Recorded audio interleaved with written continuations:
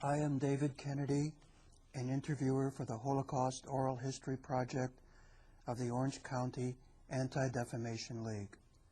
Today, May 21st, 1993, we are interviewing Pastor Wilfred Fisher, a liberator of the Holocaust.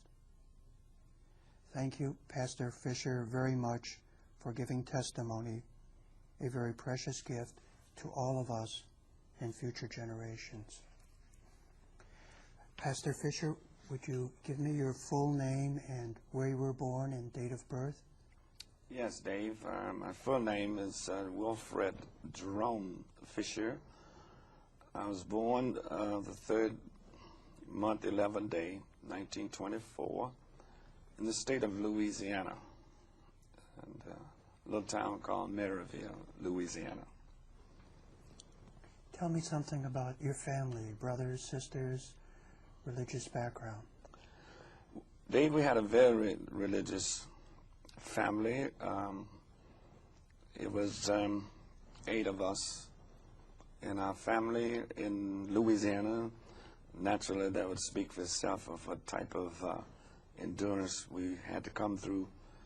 But we had a strong father and mother and a strong family. And we've been able to really achieve many things because of our religious background and our family structure. And your family was such that you attended church every week? And Well, Dave, actually, I have a history of 100 years of ministry in our family, Fisher's family, from day one of after slavery. My great-great-grandfather was the first ordained Baptist minister in that time. My great-grandfather and grandfather, my father and his 3 brothers. Now it's me. And then our oldest son is pastoring in Richmond, Virginia, who finished Virginia Union. So we have quite a legacy for us. Religion is concerned. The town you were born in is a very small town, I presume? Very small farming town. Primarily a black community? Oh, in those days, you didn't live in anything but black community. We had 2 sections. We call across the track, and the Anglo, white or whatever you want to call it, was on one side of the track and blacks on the other. So when you were growing up, you really didn't meet other people outside of your community, and you had no exposure to Jewish people or to white people in general? We had exposure. We had great exposure with one another. Mm-hmm. Is that we had no social life of we shared no social life. In my hometown, we had just a few Jewish, and I remember what they had to encounter. I can remember, since you asked me, of laughing at this man who owned the store, and we know that they told us he was Jewish, and we could. I remember that it gets further back in those days. What he must have encountered with his family. They wasn't really never accepted in the community. So I remember that. But we did have a lot. I have 2 very wounds. Number one, I witnessed on a Sunday morning in front of the White Baptist Church. I delivered papers.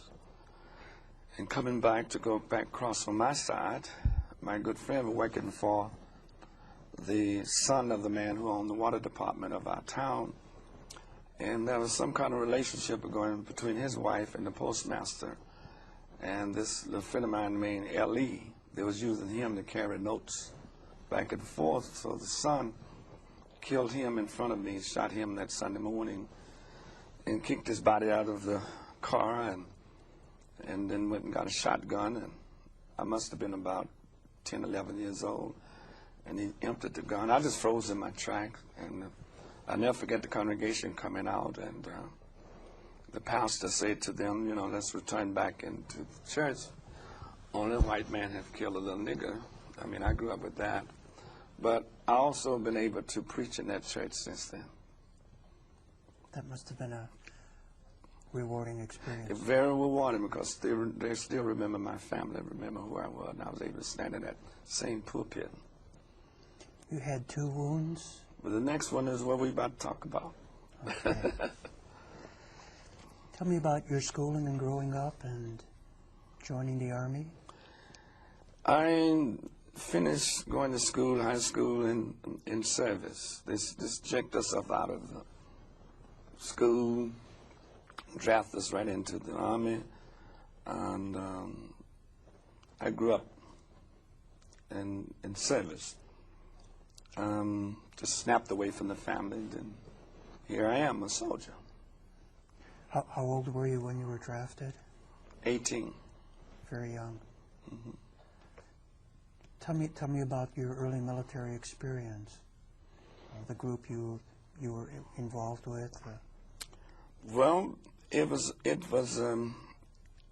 quite a trying episode. It was then I began to meet kids from all sections, kids that I didn't even know coming out of well-to-do black families, and some out the poorest families, and some educated, and we just got to know each other.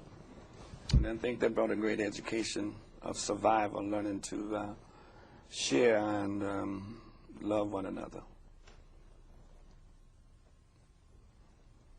Which Army regiment, division do you recall? Well, we was in first. It was when I first was drafted out of Chicago. We actually moved to Chicago and sent to Michigan. They had the Second Army, which was then known as the Black Army, and that's when America had 2 armies. We had a black and a white army. So we was then. My basic training came from under the black Second Army. I did. The rest of us, most of us, had an IQ that qualified us to go into the Air Force.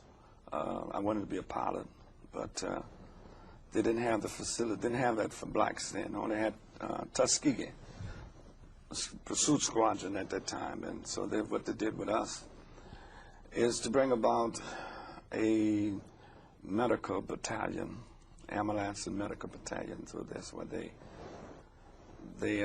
placed us, the first black medical battalion of the United States Army at that time. Now, did you volunteer for this battalion? No, I didn't volunteer for anything. It was there. It was something to know that we was in the military, yet we couldn't enjoy the facilities as white soldiers, and all of that always bothered me. You know, it always did. One thing really didn't bother me so much, I guess, why I'm here, is that I can also remember my father being 6'2" and saying yes, sir, to a 12-year-old white boy and all that. I mean, those things grew up with me, and it didn't get me in the form of hate or resentment. I used them for stepping stones. Do you remember the designation of this medical battalion, the number it was? No, not exactly numbers, but it was a tremendous battalion. I think we had about 4 companies in this battalion. And after basic training, they sent us different parts. Most of them, I think, out of the battalion went to Pacific, but we went to Europe, and I don't even know. That must have been, I guess, God's will or whatever, but we were sent to Europe. What kind of medical training did they give you? They gave us some of the basic for about 1.5 years, 2 years of being able to know how to handle the wounded and giving emergency first aid and how to do splints and other things, broken limbs, and obviously the step of survival for the patient, for the wounded. So essentially you were trained to be in the front lines and to do emergency medical treatment. Right, right. And, you know, we was under the Geneva, whatever conference at that time. And that meant that we had to minister to the enemy as well as we did to allies, the same treatment. And you did so? We did so. I've rescued many wounded German soldiers and brought them back to the rear and to the evac hospitals, which it was a kind of a trying task to me, but I had to do it.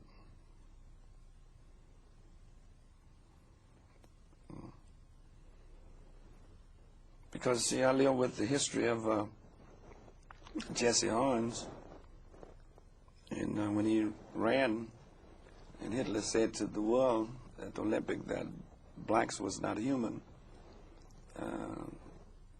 because of the swiftness of Jesse Owens. And then I'm over here as a child, as a boy, because of this. Then I have to render the same thing I do to my soldiers as well, which we did. And after I heard the groans and the blood, some way that transformed me, that there was no more my enemy. I was a human being. When you first went to Europe, where did you start out? Where did you land? We landed in Glasgow, Scotland, and by train we went on up to Liverpool, and we left Liverpool and went on over into France, and down through Reims, France, Luxembourg, and that area, and then we was sent through to Germany over across the Rhine River, and Luxembourg, the last stand of the Germans, I believe, at that time.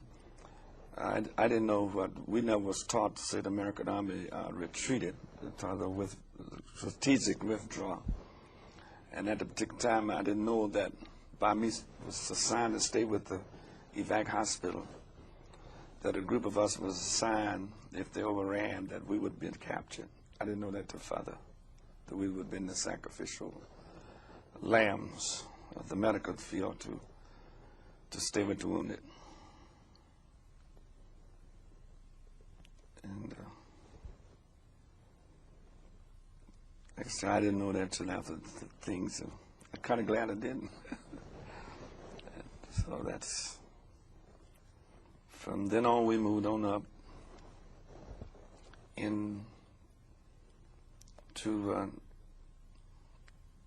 Germany, and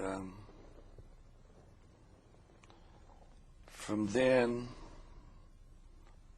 that's when we was awakened drastically one before day. Don't forget it. That we had to pack, dress as swiftly as we could. We was moving on up to the front. We didn't know where we was going, and we moved by night and darkness. So when we came to ourselves, we came to this prison camp, and daylight came. The thing that I saw was this inhumane hell prison that broke forth in front of, I say, my life. To hear the humans screaming and crying, and those screams, that's what I encountered when the sun, daylight came. And then I looked in pill boxes, and that's in the pill box holding their weapons, dead SS troops. That was where the SS troops mostly was at this camp at Dachau. And we captured, we did the force that I didn't know that the American Japanese claimed that they the one went through just a day or so day before we did, which at the time I didn't know. I know we was carried there, and so we had to also render unto the dead Germans, bury them, and also make records of them. And we was stayed in the SS troop headquarters, the house right outside the gate of Dachau there. And we was there before the evac hospital came. We, as being a black unit, again a bunch of kids, we just was moving on what we had to do, instinct, not knowing that we was that the decision had been made for us being there. We had to set up a food and feeding program. We did that in our company. I could never hear anyone commanding or demanding us to do that.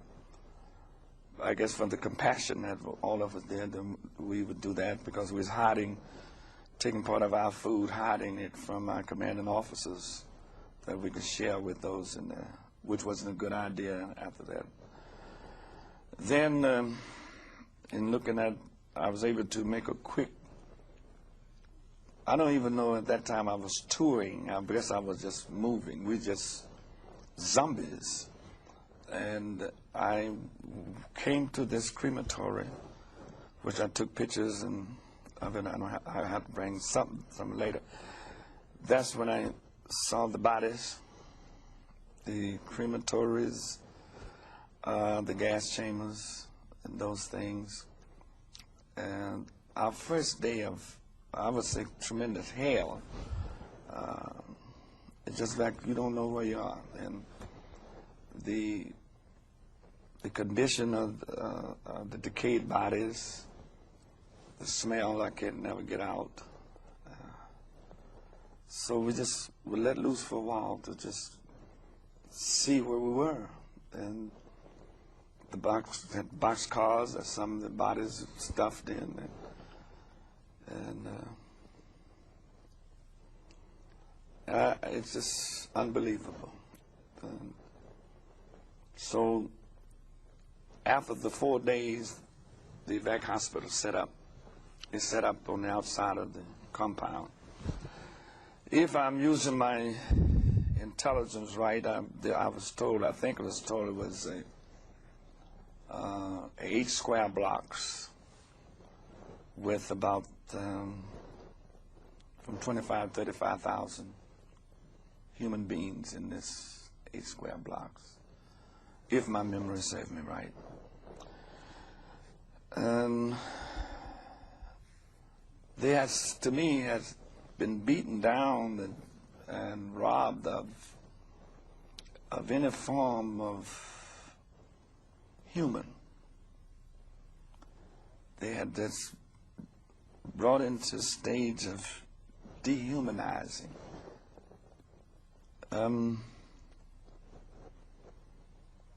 The thing that got me, that still bothers me, that we discovered, they sent us in, first of all, they sprayed us with DDT.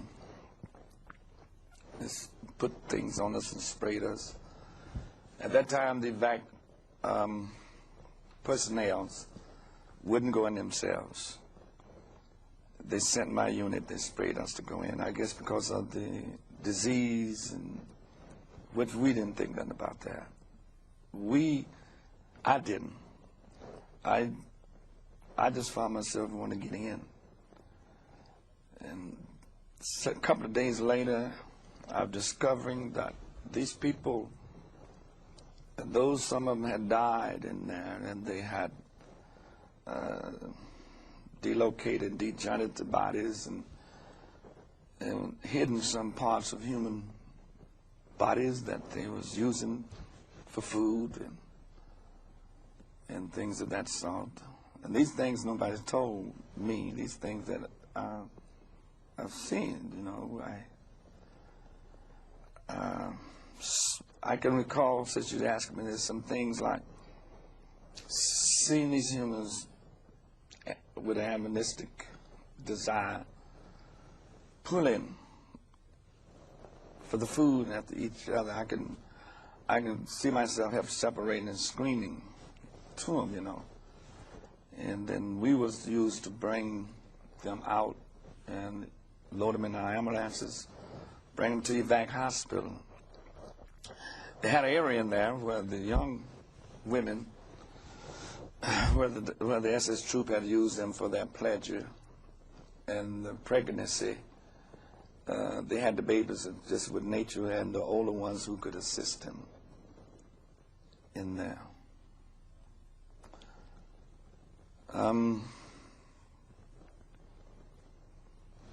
I remember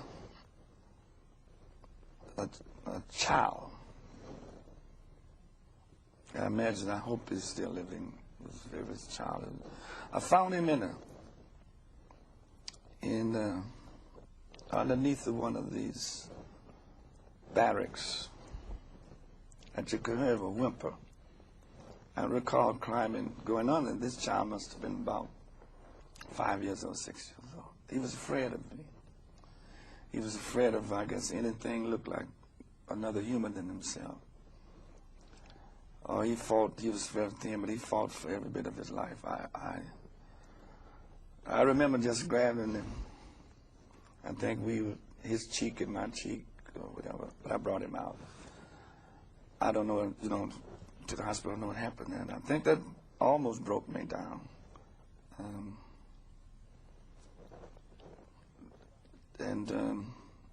What really got me was that gas chamber. They had 2 or 3 of them. The punishment to some who was, they call rebellious, I guess. I had a lot of talk with them.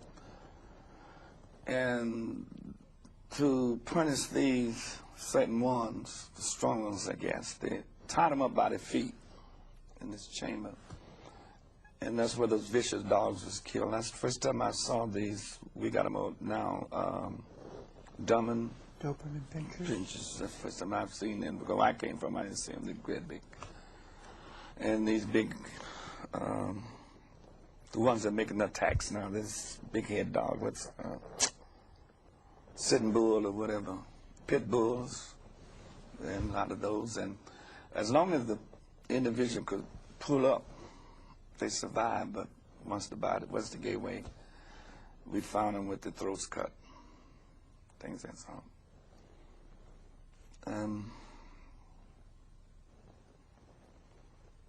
It's and then to sit for a long time. That's where I came. To hear for a minute, over and over and over and over, and to hear in our country today that a lot of this generation don't know, they're not allowed to know. And I'm hearing that it didn't happen. It's like you looking at me and you say, well, Wilfred, you're a liar. And I have the wounds. You know what I mean? I'm affected. It's not only, they must remember, it's not only affected the ones, the inmates that was in, it also did about as much affect us. See, I became a prisoner. And I've lived with that. I've told you, for a long time I couldn't adjust, and I never brought up like that.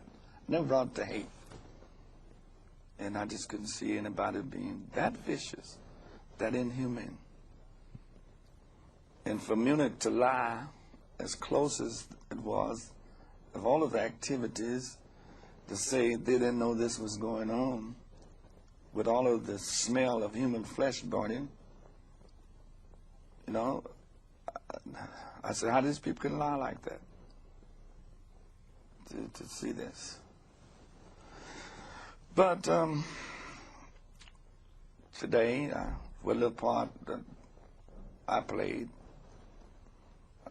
whoever they are, I imagine the survivors, all of the land, some of them might be still living, they might not can remember my name, but I know they remember this black kid, a brown kid that rescued me, this kid that put me in the ambulance, the kid that brought me in his arms, and this kid that fed me. So whoever they are, I'm still living with them, being part of that survival. And that's why we're here. Let's go back to when you first arrived at Dachau. It was at night and before day. Not knowing Dachau, see the area, the building we were staying in was across the street. That's where we pulled up to occupy this building that become our headquarters. That morning, when we came to the light, we saw, there's Dachau, gates open, there's Dachau right there. We saw the gruesome. The gates were open. There were no soldiers. There were nobody there but prisoners when you went in. Nobody but prisoners. The gates was not open to the main compound.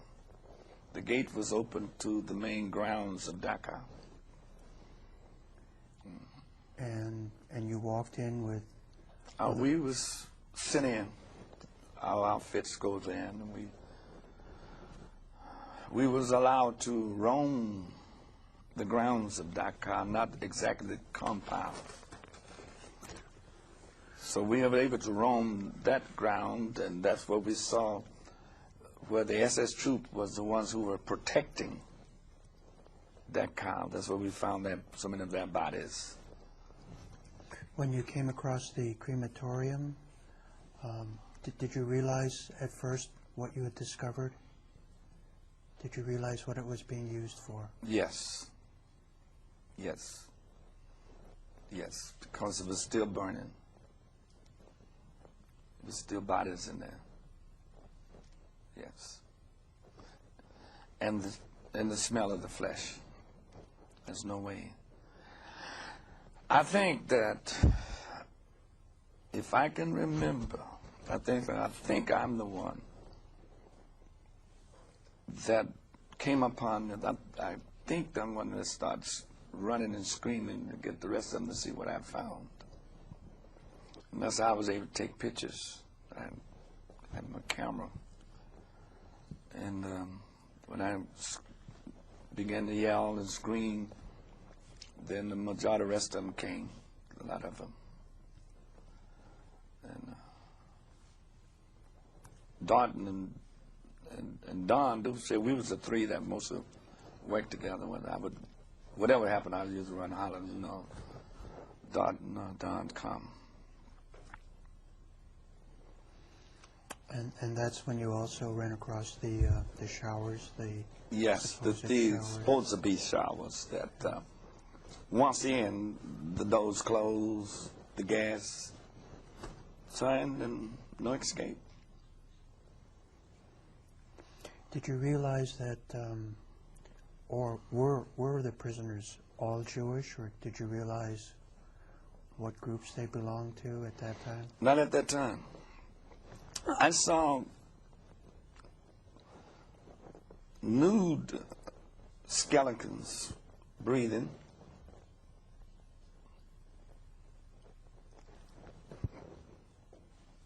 I mean, it's just a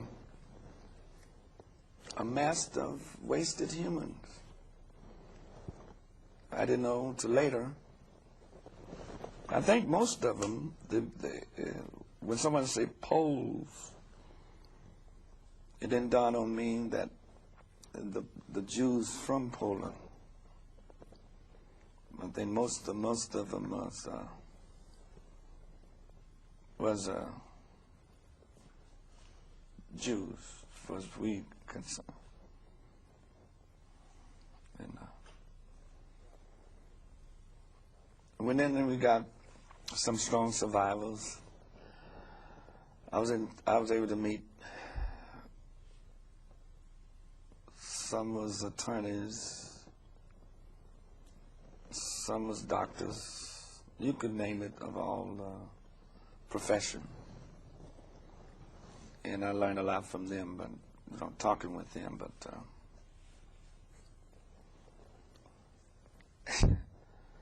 I think that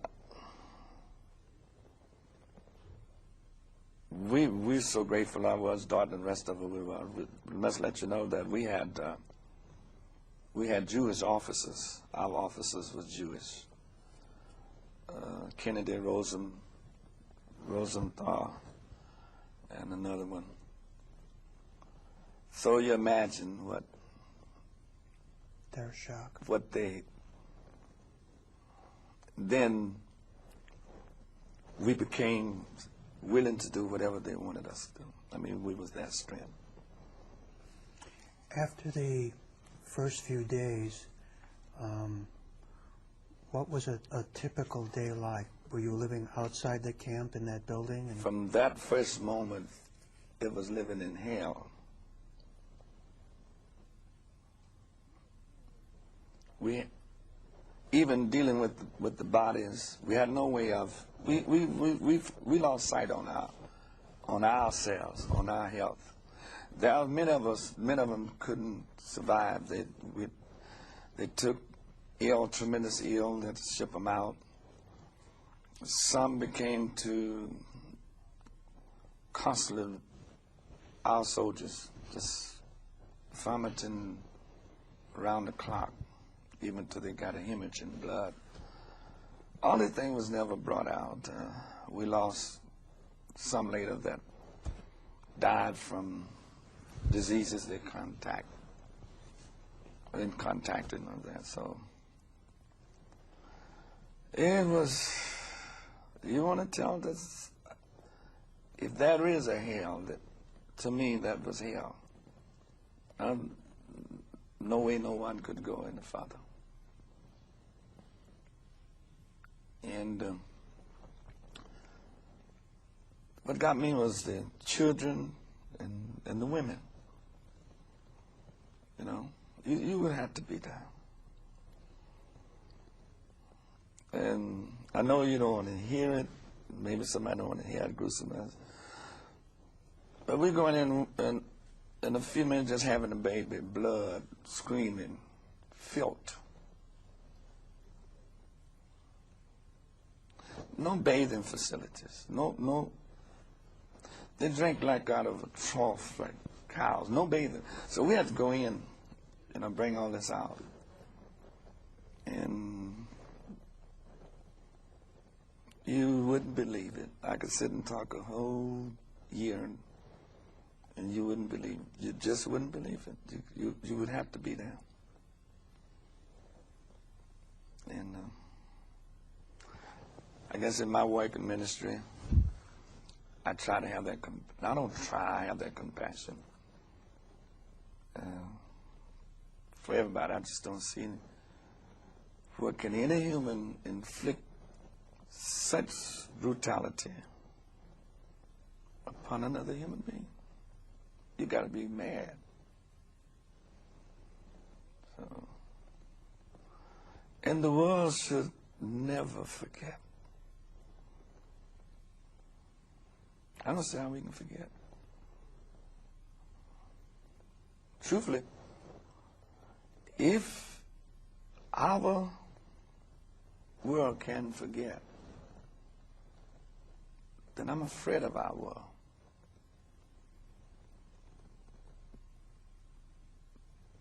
Because you're subject to do it again.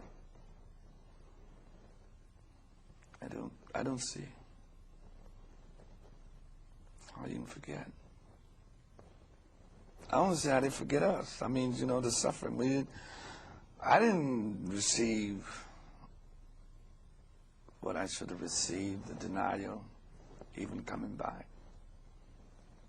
I'm wounded. I always will be.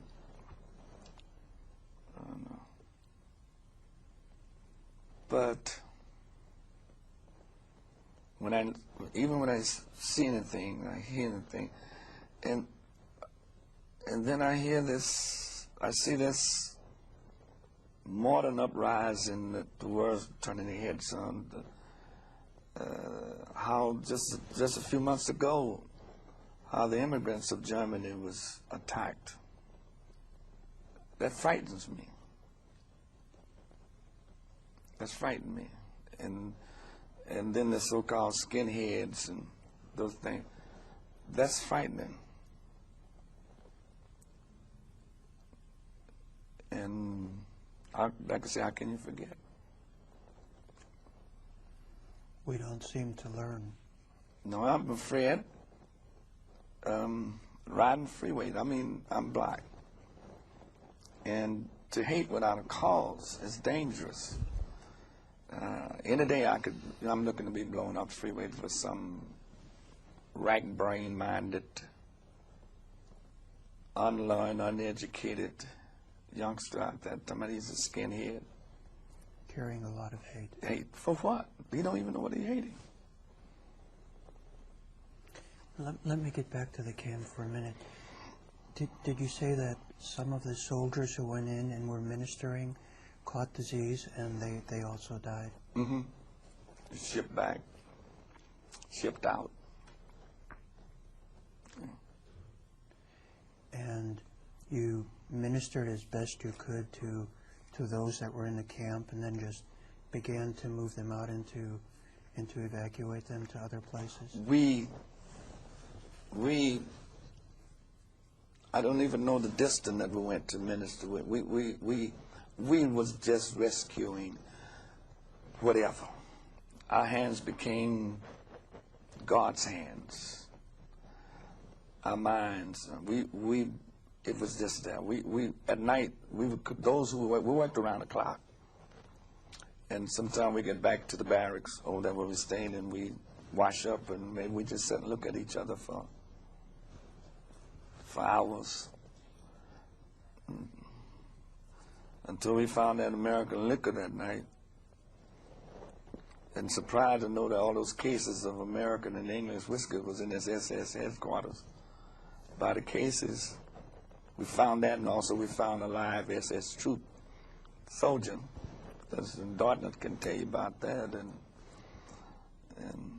I had discovered a German Luger, and Darden decided he going to capture him, and he caught him in collar. I always teased Darden about that. He hit him. He just looked at Darden. I said, Darden, I'm getting ready to shoot this guy, you know. Cause but anyway, it's not funny. But we'll turn him over, and then I think that night we was able to kind of relieve ourselves because we got drunk. And the commanding officer let us get drunk. We just told us to drink anything we want to. And but it was a 24-hour. And Dave, after we did all of the dirty work,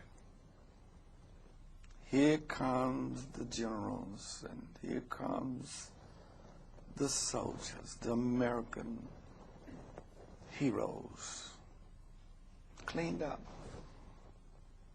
Then they ships us out. How long were you there? Oh, Jesus. I couldn't even say it. I have no, you just have no memory of time. And during the early stages when you were there, no other American groups came in, no senior officers? Not until that evac hospital came 4 days later, 4 or 5 days later. Okay. They did not go in. They was there to receive the sick and the dying as we brought them to them. So in that first week or 2 weeks, however long, the only Americans, the only healthy people going into the camp were the black American soldiers and the Jewish commanding officers. When they moved you out of there, where did you go after that? It cut us back to, what is that, southern France, around Marseille. In that area, to be shipped to the Pacific Island. You mentioned at the beginning of the tape that you saw a man shot to death in front of the church. And during the early time in France, you saw, I'm sure you saw many soldiers, German and American, who were wounded, and you had to tend to them. The question sounds silly, but could you have been prepared at all with all of that violence for what you saw when you reached Dachau? No. And I guess I'll learn one day. The thing of being a youngster that day, I mean, you're scuffling for your life, you're rescuing, and yet here's the fellow that's causing all of this misery, whatever, and then I have to minister to this person. It was very confusing to me.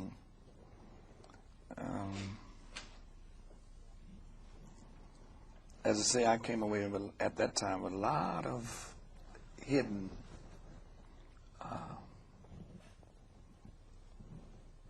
hate. I must say this, and commanding officers, I must share this with you, they had a great responsibility with us because we wanted to form attack groups at night and go out through the community. I must say that. We wanted to do the same thing they did. This has been a very fast hour, and I have lots of other things I'd like to talk about, but we're down to maybe a minute or so on the tape. Talk to me about where you are now as a minister and how this affected your vocation, your outlook today. Is to preach love, understanding of one another, respect that all of us have a need, that the human race is like a link of chain, and it says each chain has a weak link, and to me that weak link is the link of need. All of us have needs. As I said to you before, pain has no complexion. Hunger has no, it's not black, white, Jewish, or whatever. It's a human need.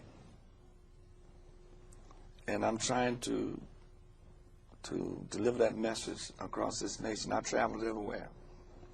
I've been in Korea and I preached to 20,000 people, and I've traveled everywhere with that. Let's forget about the outer appearance of our brothers. We're inside the same.